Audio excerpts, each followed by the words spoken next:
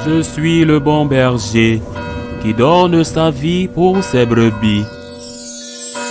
Le Seigneur soit avec vous et avec votre esprit. Évangile de Jésus-Christ selon saint Luc. Gloire à toi, Seigneur. En ce temps-là, lorsque Jésus fut près de Jérusalem, voyant la ville, il pleura sur elle en disant, « Ah, si toi aussi tu avais reconnu en ce jour ce qui donne la paix. Mais maintenant cela est resté caché à tes yeux. Oui, viendront pour toi des jours où tes ennemis construiront des ouvrages de siège contre toi, encercleront et te presseront de tous côtés. Ils t'anéantiront, toi et tes enfants qui sont chez toi, et ils ne laisseront pas chez toi pierre sur pierre, parce que tu n'as pas reconnu le moment où Dieu te visitait. Acclamons la parole de Dieu. Louange à toi, Seigneur Jésus.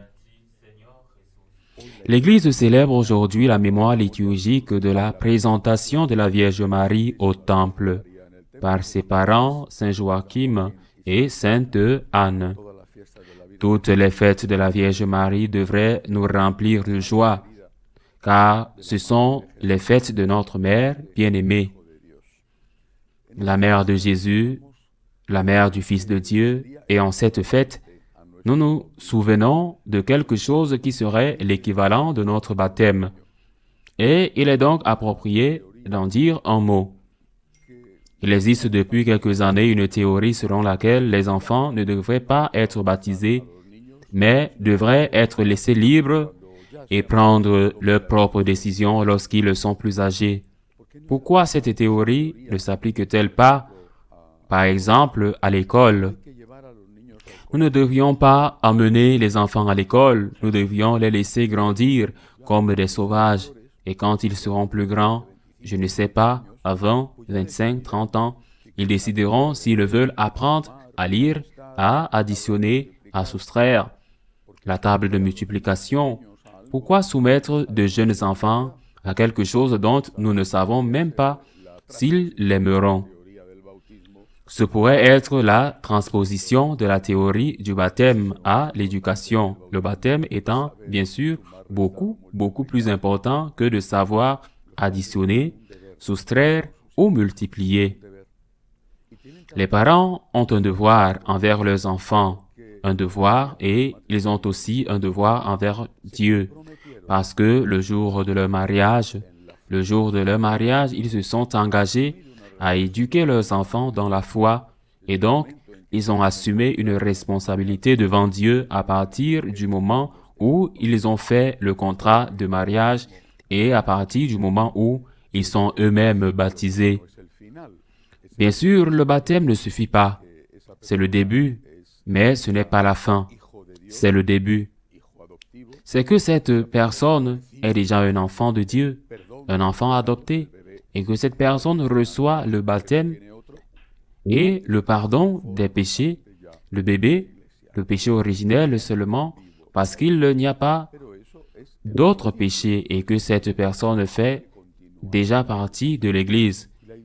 Elle est un membre vivant de l'Église, mais c'est le début, ce n'est pas la fin. L'éducation doit se poursuivre, et l'éducation se poursuit tout d'abord, par exemple, l'exemple que les parents vont à la messe, que les parents essayent d'avoir entre eux une relation aussi charitable que possible, non seulement parce qu'ils le s'aiment, mais parce que Dieu, notre Seigneur, y est introduit.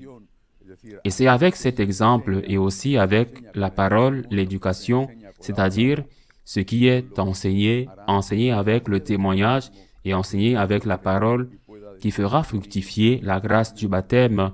Et alors cet enfant pourra effectivement, quand il commence à devenir adulte, comme si pour l'instant il n'est qu'un enfant, plus tard un adolescent, il peut librement suivre le chemin sur lequel ses parents l'ont engagé. Vous l'avez emmené à l'école. Vous l'avez même mis dans une très bonne école, la meilleure possible, très bonne. Alors l'enfant décidera s'il veut être étudiant à l'université ou non, ou la vie décidera pour lui. Mais les premiers pas dépendent de vous. Ces premiers pas sont la responsabilité des parents.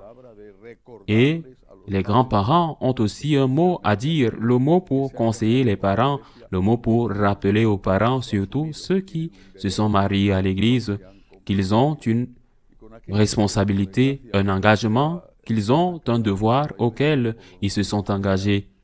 Et à ceux qui, malheureusement, ne sont pas mariés ou ne sont plus mariés à l'Église, pour quelque raison que ce soit, il faut aussi rappeler que leur propre baptême doit les conduire à vouloir transmettre à leurs enfants la foi qu'ils ont reçue. Leur propre baptême doit les amener à dire, même si je ne suis pas en communion avec l'Église aujourd'hui, du point de vue que je ne peux pas communier à cause de la situation dans laquelle ils sont, j'ai quand même le devoir devant Dieu de transmettre la foi que mes parents m'ont donnée. Et ils doivent même l'accepter, même s'ils ne la pratiquent pas. Le nombre de baptêmes a chuté de façon dramatique partout dans le monde, ou presque, et certainement en Europe, en Espagne, il a chuté de façon dramatique. Je crois qu'il faut encourager ceux qui ont des enfants à transmettre la foi à leur famille, en commençant par le sacrement du baptême. Et aujourd'hui, au jour de la présentation de la Vierge Marie au Temple, c'est un bon moment pour s'en souvenir. Mais je voudrais aussi dire un mot sur cet évangile. Jésus il souffre de la destruction de Jérusalem qui se produira 40 ans en chiffre rond après sa propre mort et résurrection. Mais la destruction de Jérusalem qui a été catastrophique, on dit qu'il y a eu plus d'1 million de victimes parce que la ville était pleine de Juifs du monde entier venus célébrer la Pâque. Cette destruction de Jérusalem est aussi la destruction de notre âme. Le Seigneur pleure. Et il pleure pour nous quand nous sommes loin de lui. S'il a aimé sa Jérusalem bien-aimée, bien plus, il nous aime nous aussi. C'est pourquoi ces paroles prophétiques du Seigneur qui dit à Jérusalem, « Tu n'as pas su reconnaître le temps de ma venue. Tu n'as pas su reconnaître la venue de ton Sauveur. Jérusalem n'aurait pas été détruite si Jésus n'était pas mort. Pourquoi? Parce que c'est la poussée très forte d'un nationalisme violent qui les a amenés à déclarer la guerre aux Romains. Et les Romains ont agi avec toute leur puissance et l'ont rasé. Une Jérusalem qui aurait suivi la voie du roi de paix n'aurait pas entrepris cette lutte contre les Romains, parce qu'elle aurait aspiré à un autre type. Je ne dis pas d'indépendance, mais peut-être d'autonomie à l'intérieur de l'Empire romain. Et elle aurait été une ville imaginée, ce qu'aurait été une Jérusalem convertie au christianisme, une Jérusalem dont la majorité des habitants auraient suivi Jésus-Christ, auraient été chrétiens. La puissance d'évangélisation qu'elle aurait eue dans le monde, combien de douleurs, combien de larmes, combien de péchés auraient été épargnés. Eh bien, il en est ainsi pour nous. Nous devons reconnaître le moment de la venue. Nous devons être capables de reconnaître que si nous manquons l'occasion de nous réconcilier avec le Christ, de lui demander humblement son pardon, de nous repentir de nos péchés, de le supplier de nous pardonner. Si nous manquons cette occasion, c'est qu'il n'y a pas d'autre solution que de se réconcilier avec le Christ. L'heure viendra pour nous aussi, comme vint pour Jérusalem, l'heure de sa destruction. Ne jetons pas les paroles du Seigneur, ne gaspillons pas sa main tendue qui veut nous relever de terre. Disons-lui rapidement dans l'humilité, « Seigneur, pardonne-moi, je suis pécheur. Seigneur, aide-moi à ne plus pécher. Seigneur, je suis la brebis perdue. Viens à moi, car c'est moi, Seigneur, qui veux revenir avec toi dans le troupeau. » Ainsi soit-il.